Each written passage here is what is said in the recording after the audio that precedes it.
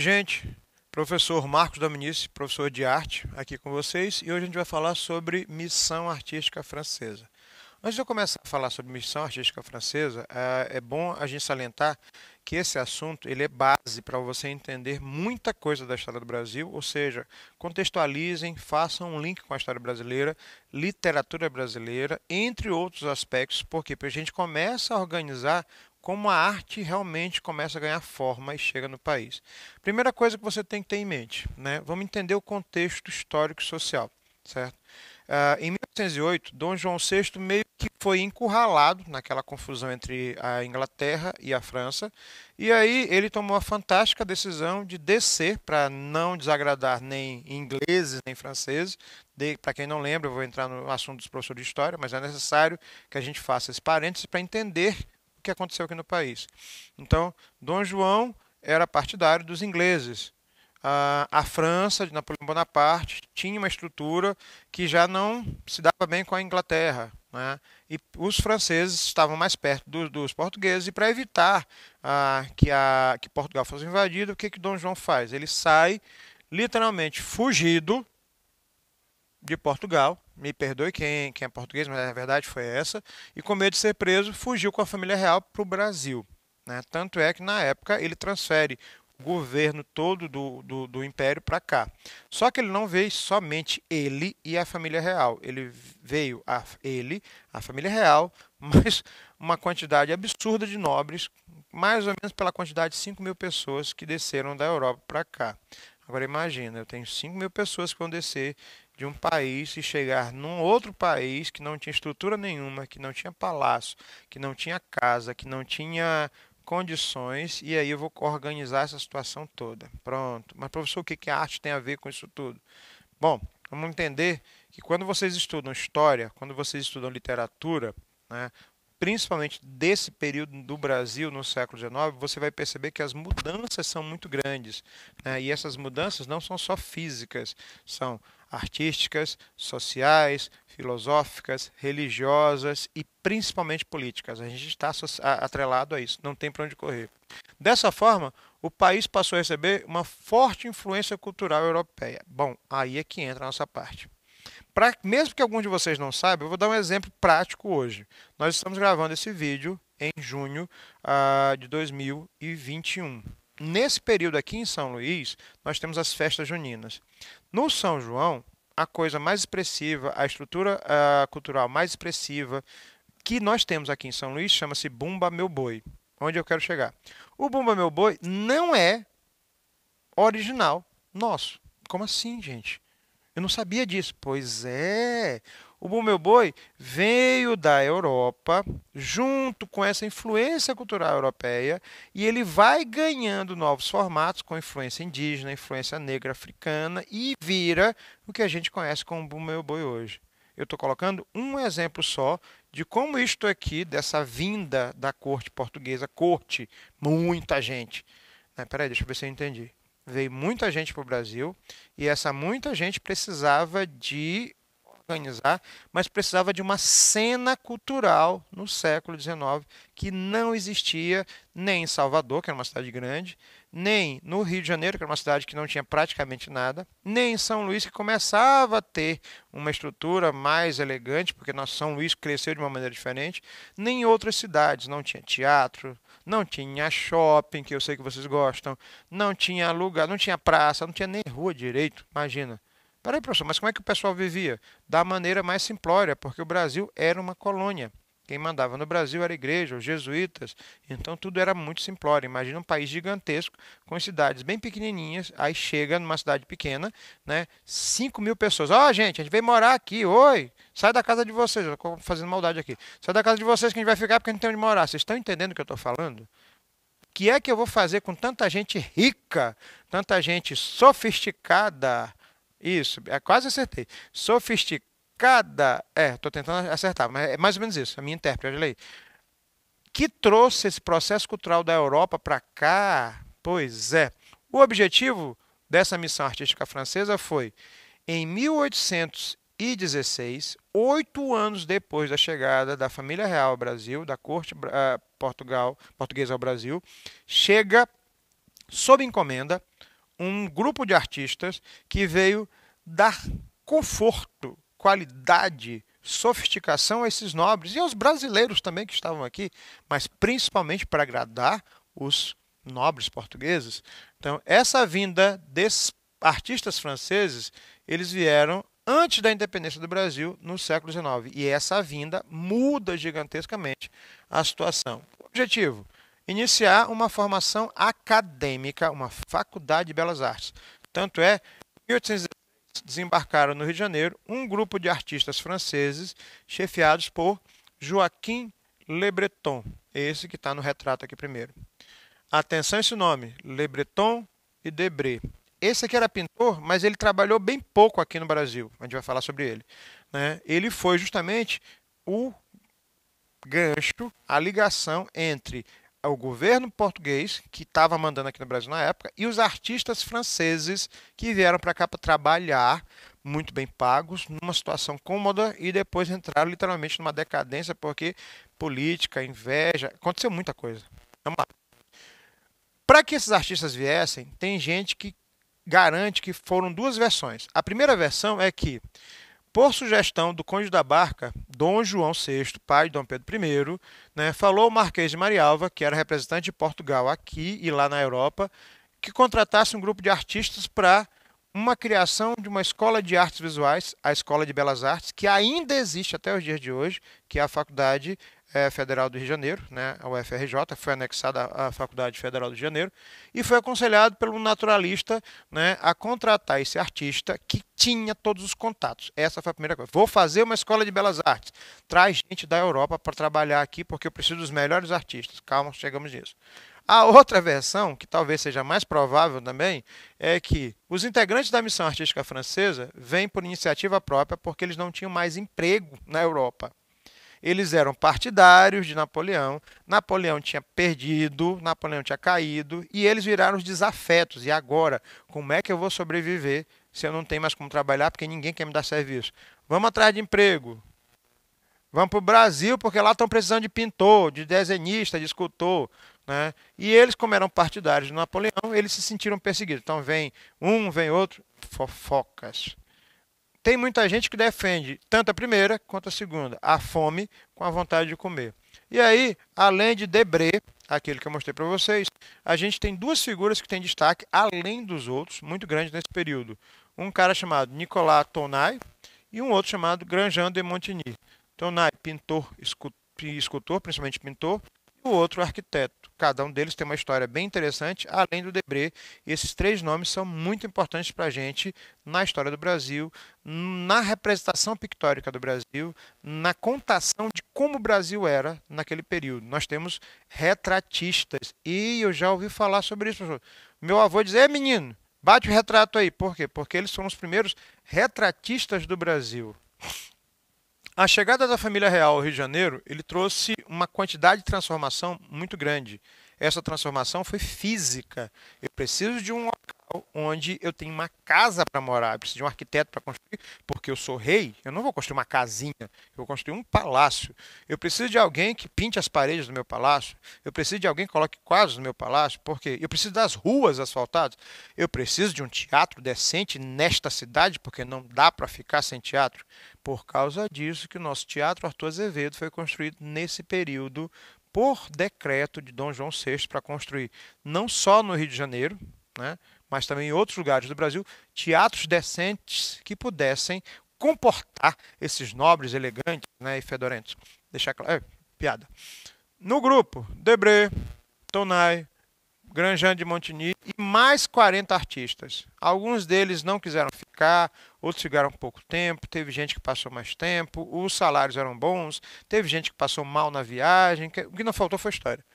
No dia 12 de agosto de 1816, o príncipe fundou, através de um decreto, o príncipe Dom Pedro I, Escola Real de Ciências, Artes e Ofícios, onde se ensinava a desenhar, pintar, esculpir, montar projetos arquitetônicos, entre outras coisas, ciências, a medicina, que estava começando a engatinhar, e ofícios, direito e filosofia. Então, foi a primeira faculdade. Mas, professor, por que eles fizeram faculdade? Porque tinha muita gente para estudar e não tinha escola. Então, vou juntar o útil ao agradável. Trazer conforto e trazer organização.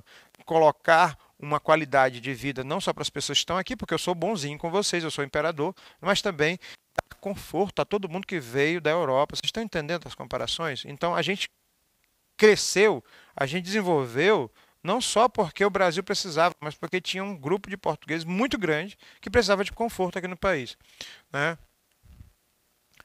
Castigo, açoite a negros, contrariando o gosto dos colonizadores, suplício e tortura no pau de arara de Jean-Baptiste Debré. Pronto.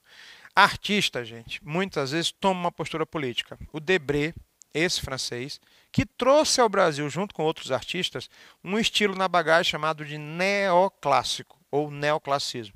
O professor já deu aula sobre isso. Sabe aquele neoclassicismo do século XIX, na França, na Europa, que marca o início do século XIX? Pois é, ele chega aqui no Brasil também.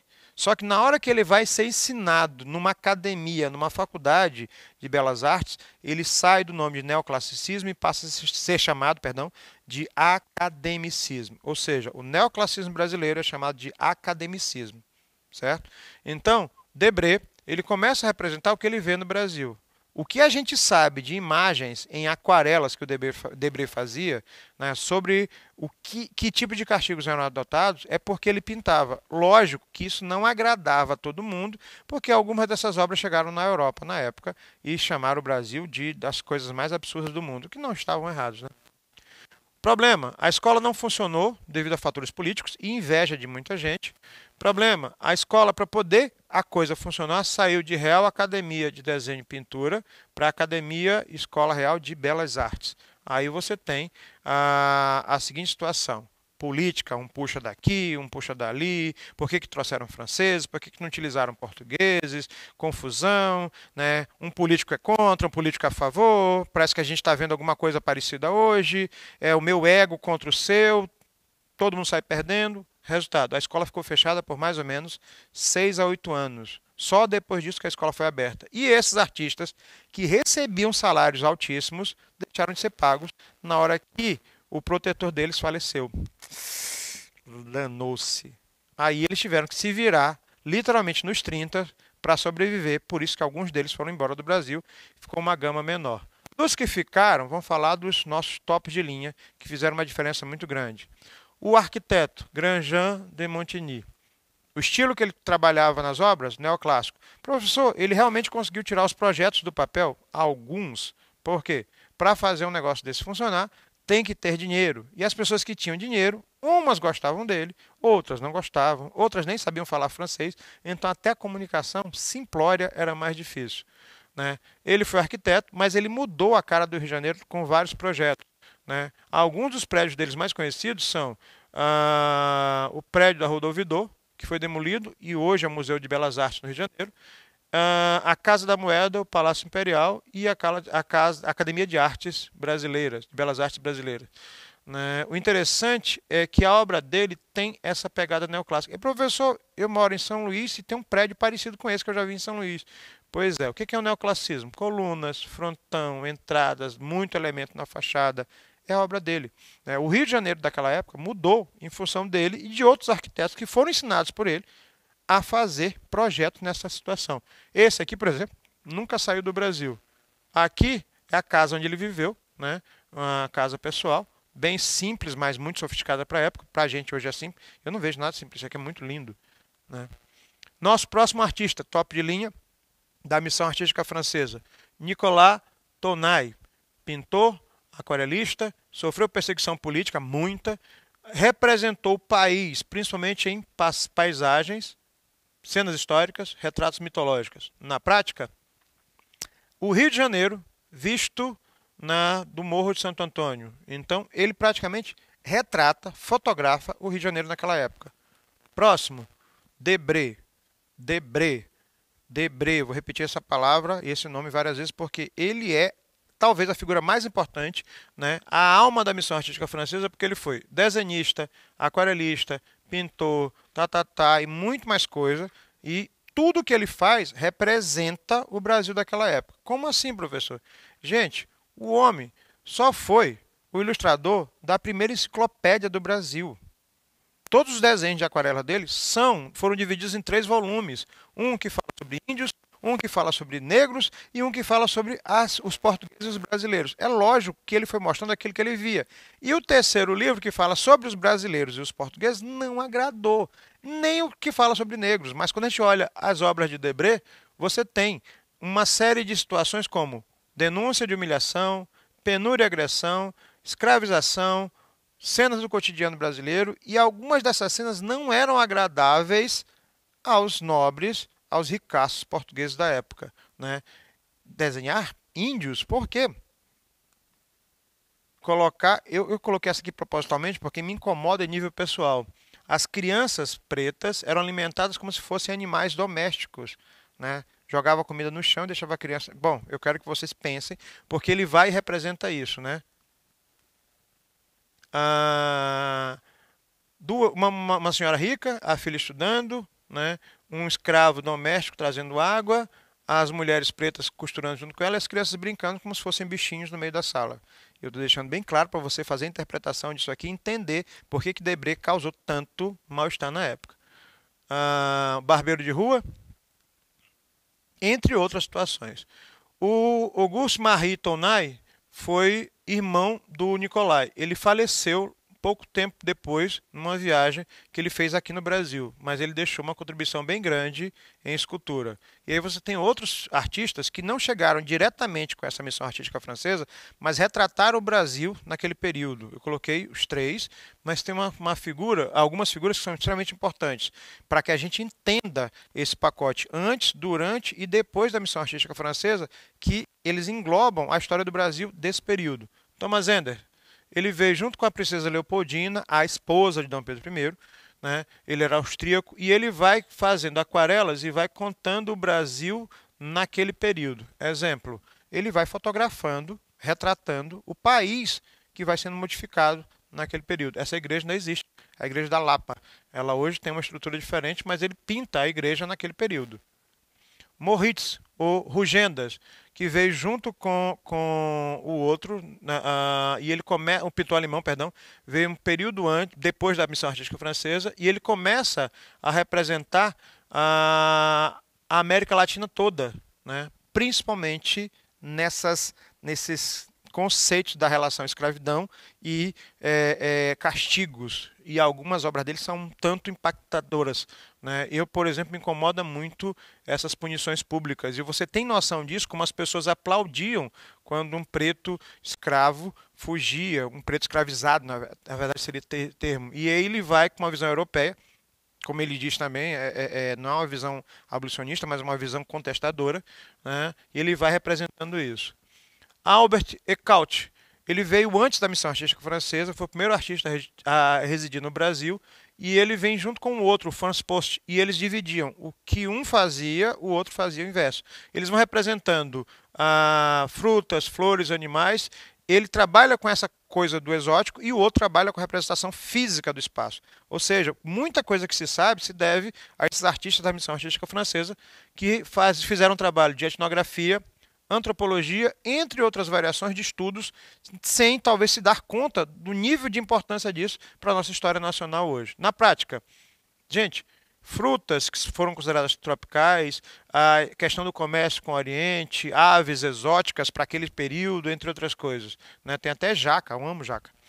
Franz Post, ele trabalhou com a ideia da arquitetura, espaço, topografia, foi desenhista e gravador e representou as paisagens da época do período.